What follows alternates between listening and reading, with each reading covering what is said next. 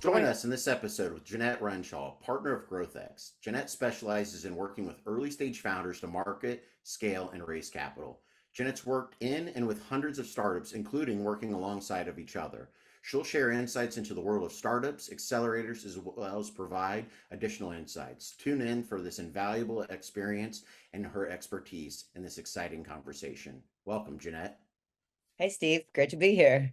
Yeah, no, thanks for jumping on. And right, we've worked together for a long time, but share with all the listeners, how did you join the world of startups? And tell us a little bit about your background and experience. Yeah, this is familiar territory, you and I. I like this.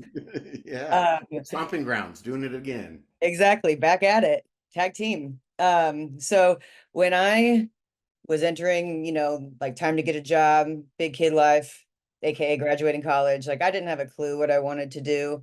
I thought I'd figure it out getting A's along the way, but turns out that's not how that works. And so I fell into sales pretty early in my professional career, which frankly is how everyone gets into sales. You fall into it. And so Yeah. I cut my teeth really early doing that. And after carrying a quota for a long time, I wanted to help other people carry a quota. And so that really started my sales journey beyond just like me directly doing sales.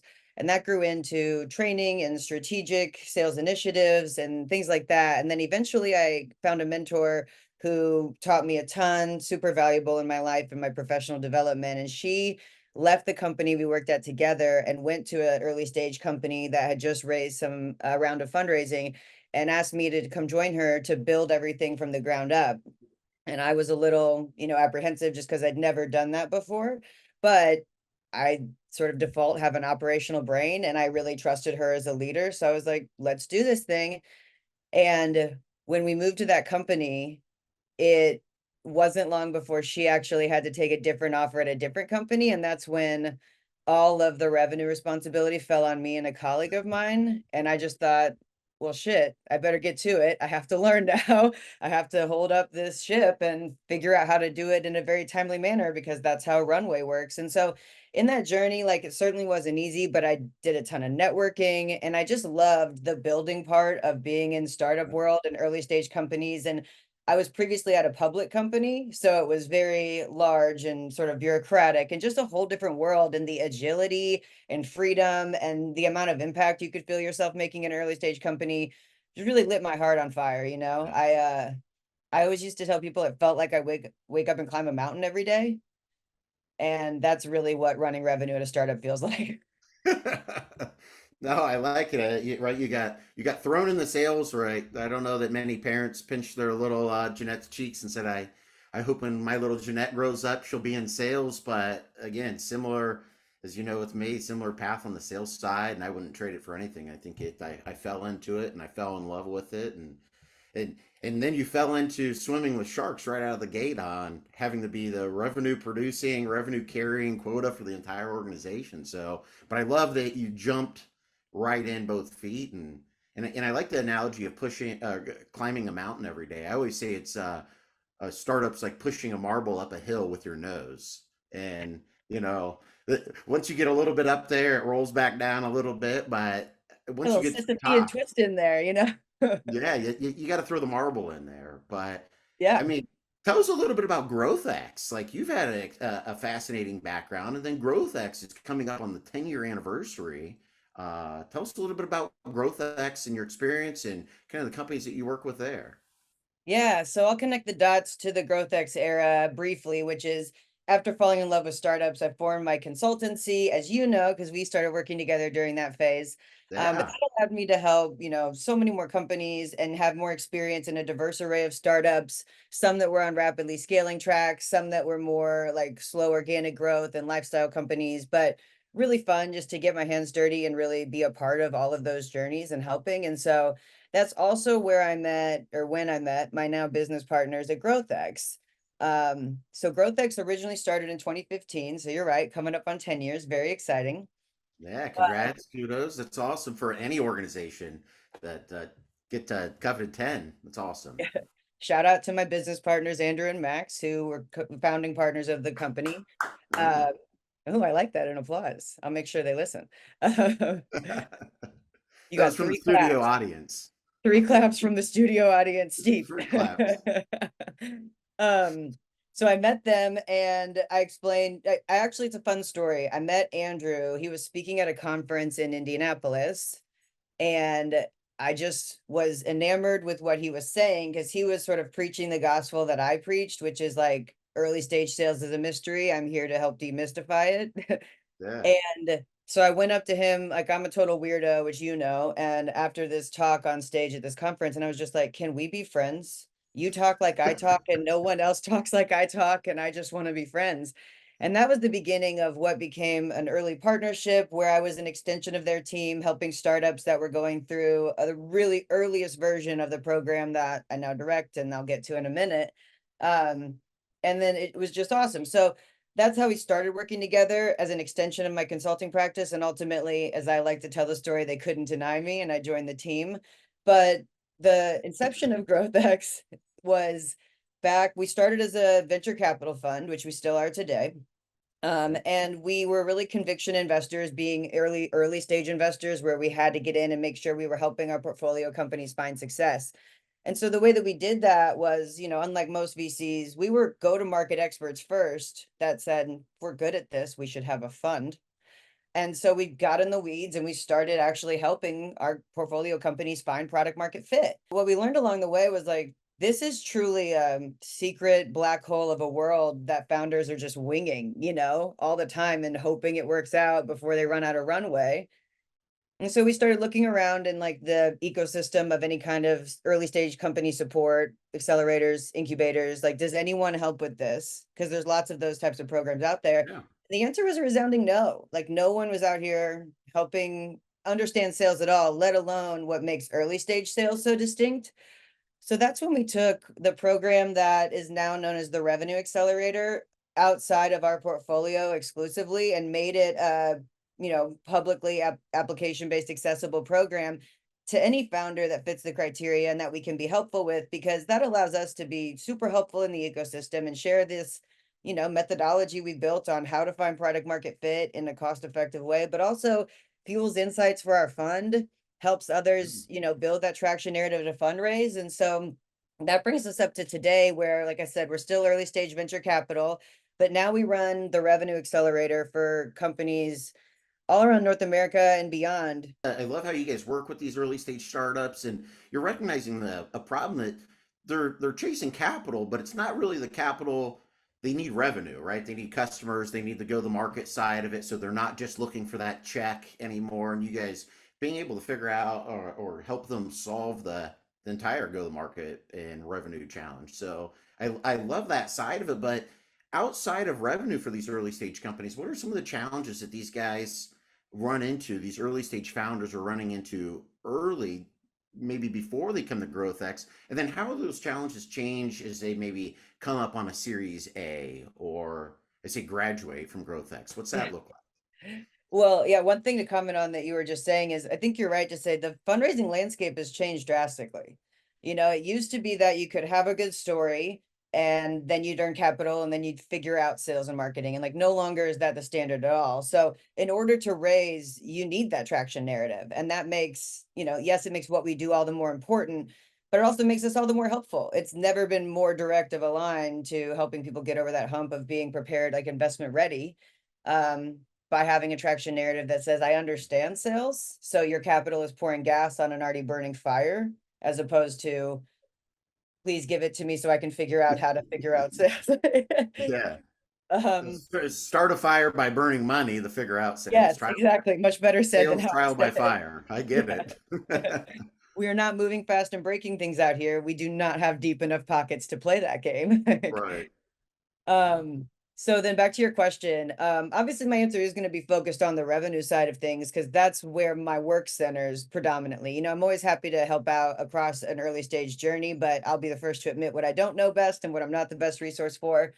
But when I meet companies initially, and they're on the cusp or just have commercialized or they're in their first handful of customers still figuring it out, there are certainly some recurring themes that I see.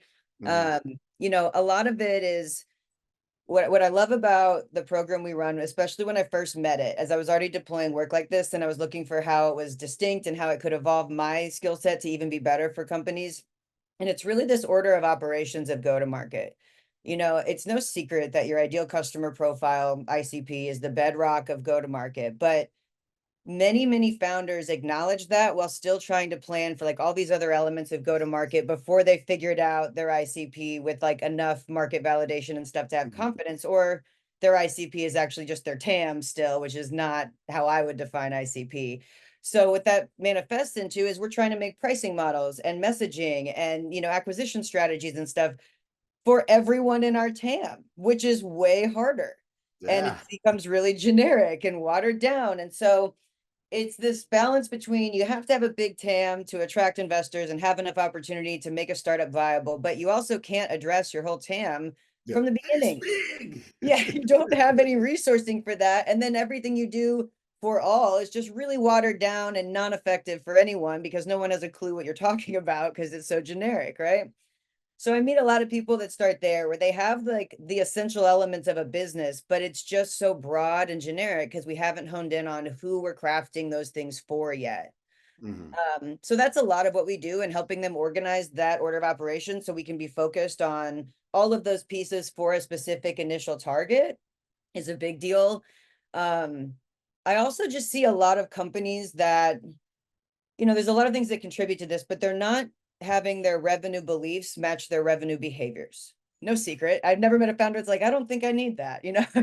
um, but if we did like a calendar audit, which is certainly one of the things we do, is like, where is our time being spent today? How do we chop it up between all things on the market side of the house, like anything revenue side and anything else, fundraising, product, otherwise operations and the like? What percent of our time is spent on market development efforts? And if we compare that percent with how important is sales to your company, it usually doesn't really match up. Yeah.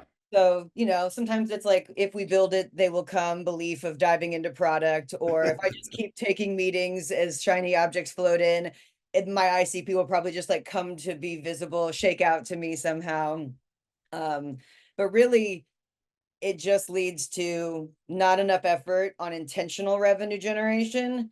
And even further than that, when we do put effort towards it, it's like the things that people are comfortable with.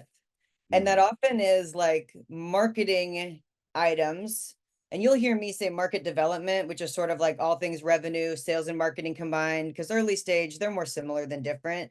But when I'm siloing out marketing here, it's because I'm not anti any of these things, content marketing, one sheeters, white papers, blogs, or paid placement ads or things like that. But those are easy things to execute relatively. Not all one sheeters are equal. They can be done poorly or well and the like. But who's picking up a one sheeter or a blog and going, I have to buy this now. Where do you take my money? And Yeah. so these entrepreneurs and founders are just doing what they think they should do. Like I said, like it's a black hole out here of Yeah. sales stuff. And even if you're the savviest Googler, it's really hard to find sales advice that's scoped for stage relevance. No, I like you saying that. It really is because there's a ton of literature out there. Then we've got even Chat GPT, but can't really get it down based on the stage and based on all of the different attributes or challenges of your organization, from sales, the staff, the location, the product. So I like the holistic look that you guys are making on being able to put together a program or being able to work with an early stage company that isn't going to provide that provides them with more of a, I don't want to call it hands-on, but maybe that is maybe the hands-on side of it, or more an intimate relationship than what Google would tell them from an answer, or Chat GPT, or something that they never learned in college or in school. Yeah, there's no sales major. So even though book smarts don't equate to everything in the real world, they give you frameworks to build on, they give you concepts to build on. And so that's already just out the window. And then we're winging it out here and we're trying to Google our way to things because founders that have been successful before us have had to figure it out. And that's just a recipe for unlucky, to say the least. So many of the high rates of startup failure are cited as no market need, but that's just more often than not being able to figure out sales before runway gets you. And that's Yeah. really sad because a lot of those companies that fail through that method have built things that would be net positive for moving industries forward, solutions people do want and need. But figuring out sales is important to get past that barometer of success and where startups often are like trailing off. Um, I realize you also asked about how those challenges evolve as we get later stage. And when I say later stage, I guess worth clarifying, I spend my time working predominantly with B2B companies, which does include B2B to C, multi-sided marketplaces and the like, but I'm Yeah. not speaking today from any like direct to consumer types of approaches where things are notably different. Um, so they're really early stage, another big thing I see them mess up on all the time is they're designing things in a vacuum. And this goes back to like what we're kind of afraid to do at this point. We're founders that very rarely, if ever, have thorough sales experience, let alone specific experience that's been like trained and has frameworks and stuff. It's just I've maybe have figured it out before at best.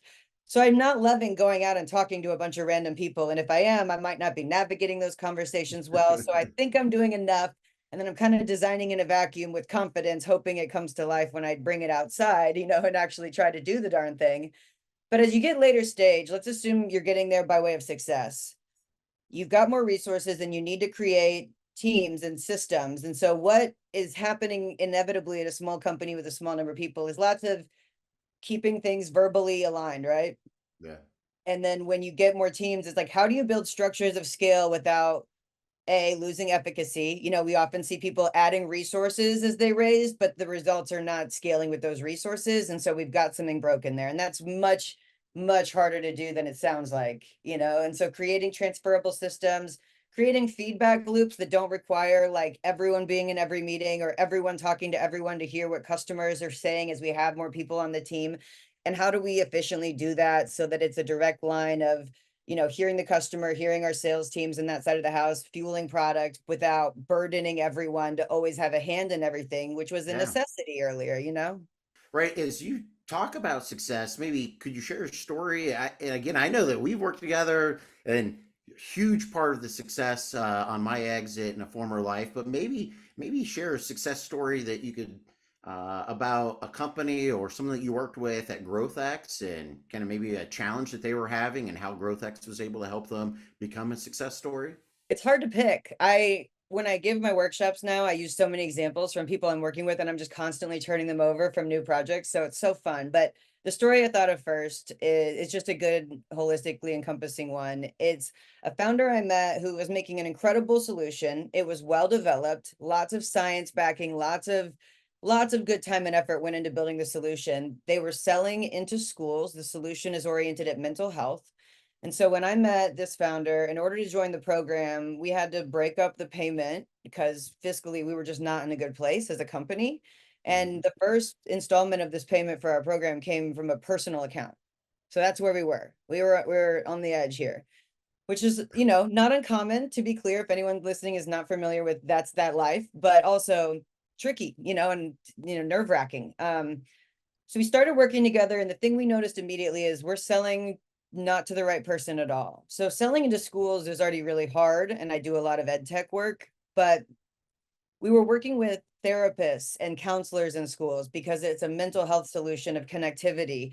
And we ended up growing, or, when we unpacked all of this together at the beginning of the program, we reoriented and immediately were like, the reason this isn't going anywhere is because those people have no buying authority, Mhm. which, as a seasoned sales professional, like I know you are, these are things that we can't unknow. But for founders doing everything in science and mental health and youth and stuff, it just isn't obvious.